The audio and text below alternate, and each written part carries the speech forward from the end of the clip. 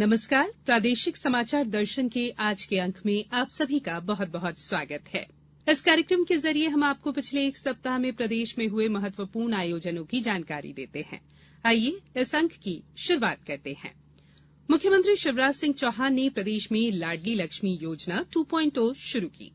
प्रदेश के अन्य जिलों की तरह पन्ना में भी 2 नवंबर को लाडली लक्ष्मी दिवस मनाया गया। विस्तार से जानकारी दे रहे हैं हमारे पन्ना संवाददाता।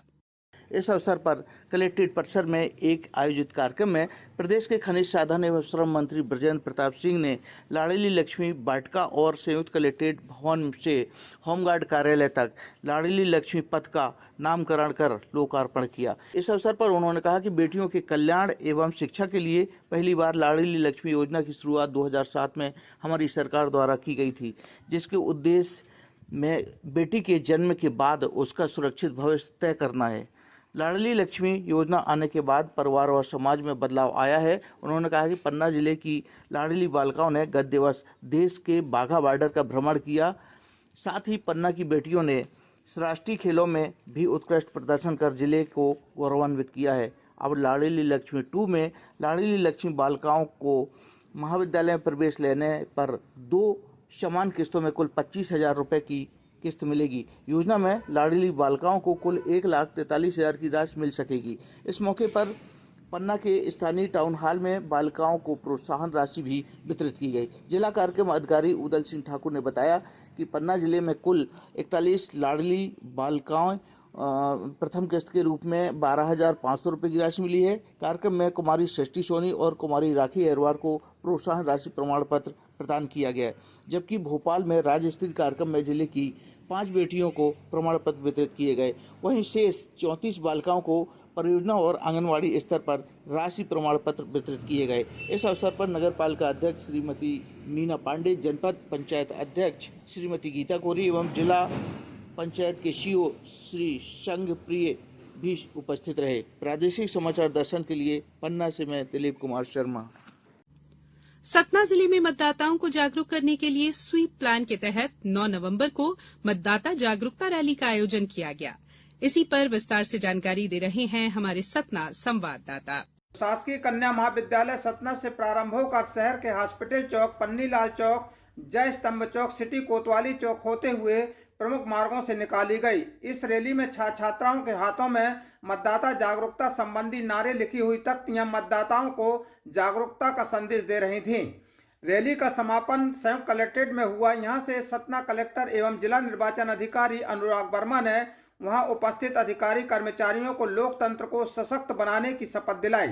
इसी प्रकार जिले के सभी विकास खंडों में निर्वाचन आयोग के निर्देशानुसार मतदाता जागरूकता रैली का आयोजन किया गया।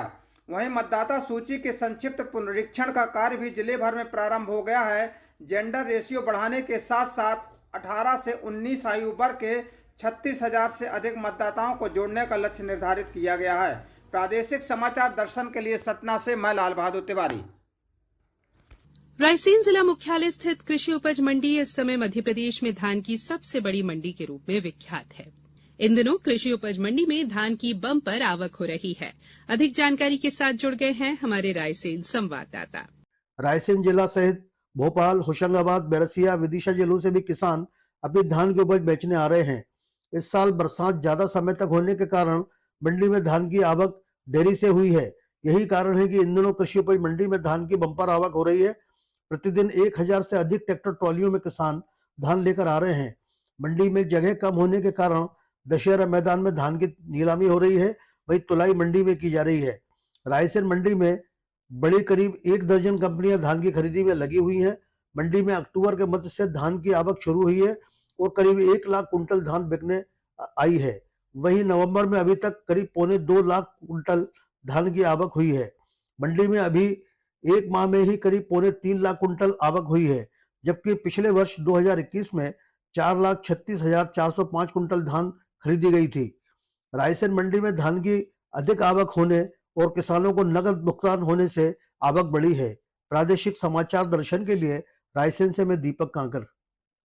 सीहोर की नगर पालिका परिषद प्रदेश की पहली नगर पालिका है जो शहरी क्षेत्र को कचरा मुक्त करने के लिए solid waste collection and processing plant स्थापित करने जा रही है।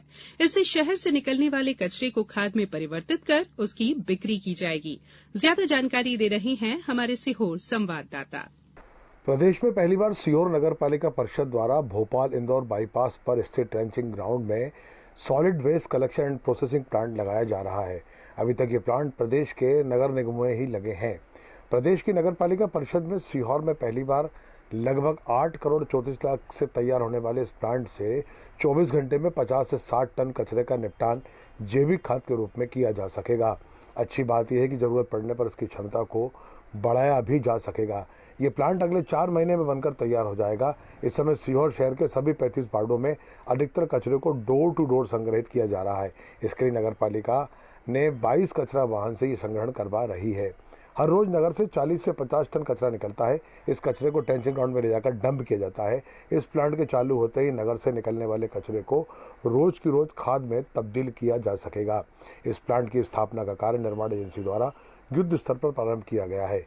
इस solid waste collection and processing plant को लेकर ज्यादा जानकारी देते हुए नगर पालिका के मुख्य कार्यक्रमाधिकारी श्री रमेश वर्मा ने बताया कि नगर पालिका स्तर पर मध्य प्रदेश में पहली नगर पालिका सीहोर है जिसमें सॉलिड वेस्ट मैनेजमेंट का ये हमने कार्य प्रारंभ किया है।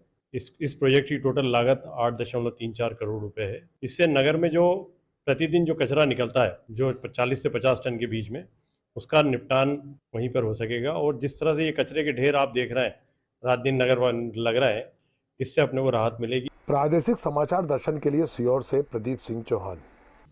नीमच जिले सहित 11 नगर पंचायत और 1 नगर पालिका में औसतन लगभग 1,500 स्वास्थ्य मित्र सरकार द्वारा उपलब्ध कराए गए साधन संसाधनों से अनवरत सफाई कर रहे हैं। अधिक जानकारी हमारे नीमच संवाददाता से। जिला मुख्यालय नीमच के 40 वार्डों में लगभग 500 मित्र तैनात है। भारत सरकार के स्वच्छता ऐप की मदद से नगर पालिका अधिकारी द्वारा शिकायतों का निराकरण किया जाता है। यह ऐप शहर को स्वच्छ रखने में सहयोगी साबित हो रहा है। मुख्य नगर पालिका अधिकारी गरिमा पाटीदार के अधीन एक स्वास्थ्य अधिकारी, 7 स्वास्थ्य निरीक्षक सीएम हेल्पलाइन की शिकायतों का निराकरण कर शहर को साफ रखने का जतन कर रहे हैं। शहर में कुछ स्थानों पर कचरा पॉइंट बनाकर उन्हें प्रकाश से कवर कर दिया गया है, जिस पर लोगों को जागरूक करने के लिए स्वच्छता संबंधी नारे एवं पेंटिंग बनाई जा रही है। प्रत्येक वार्ड में कचरा संग्रहण के लिए 30 कचरा गाड़ियां घूम रही है।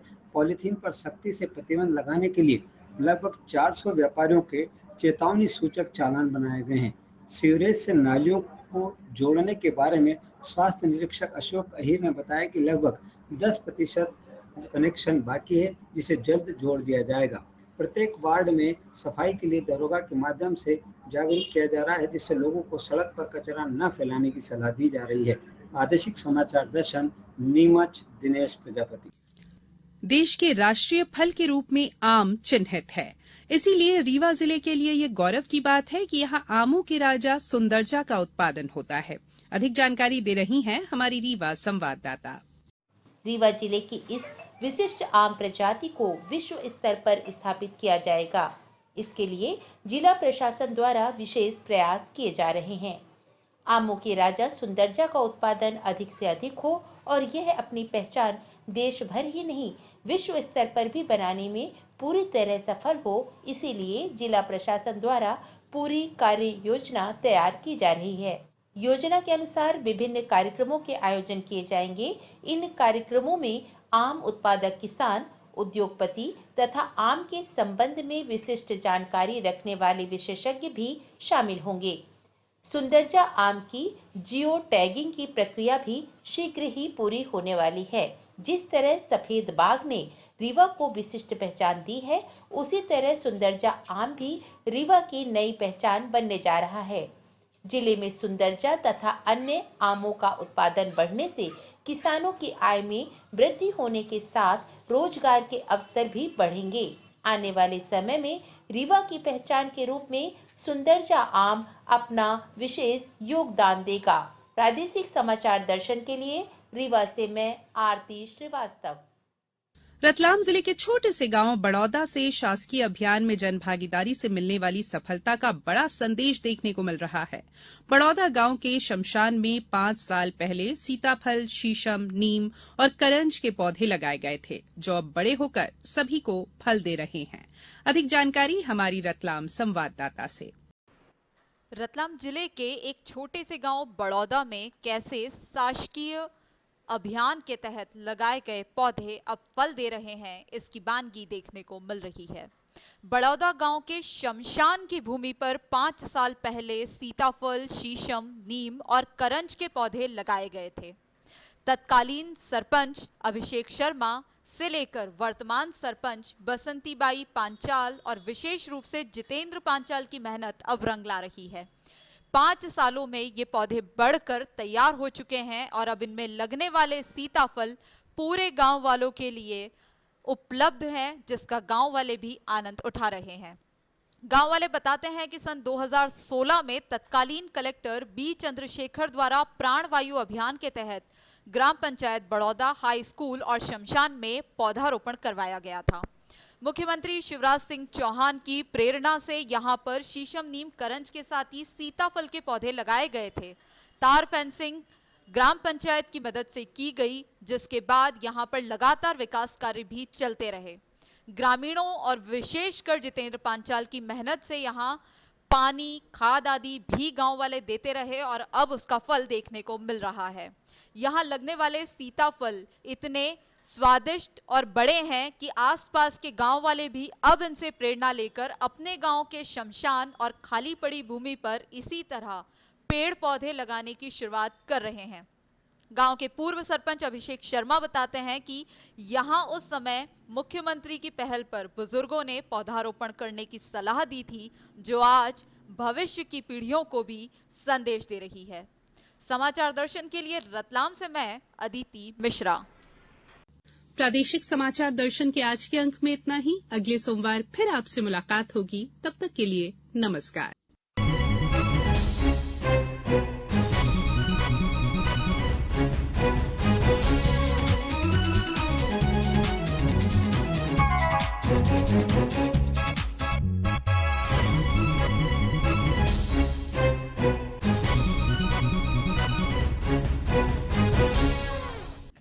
आलेख और वाचन स्वर संयुक्ता बनर्जी। प्रस्तुति प्रादेशिक समाचार एकांश भोपाल।